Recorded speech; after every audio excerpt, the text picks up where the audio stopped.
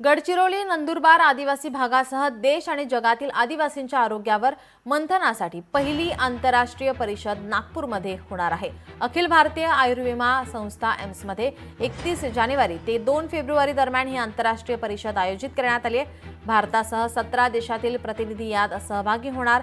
AIIMS आणि महाराष्ट्र आरोग्य विज्ञान विद्यापीठाच्या संयुक्त विद्यमाने आयोजित या परिषदेमध्ये विविध देशात आदिवासींमध्ये आढळणारे आजार, त्यावर घेण्यात येत असलेले उपचार याबाबत मंथन होणार आहे।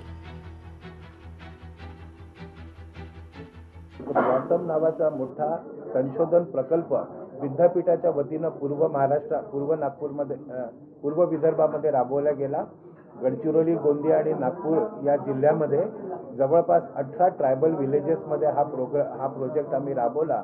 आदिवासी लोकांमध्ये ज्या प्रचंड क्रिएटिव्हिटी असतात, ते लोक खूप चांगले कपडे बनवतात, अत्यंत क्रिएटिव्ह गोष्टी ते लोक करतात, पण त्याचं मार्केटिंग झालेलं नसतं जगामध्ये। म्हणून या निमित्ताने त्या ट्रायबल विलेजच्या माध्यमातून आम्ही त्याचं मार्केटिंग देखील जगासमोर करणार आहोत, मांडणार आहोत त्यांची सगळी कृती आणि कलाकृती।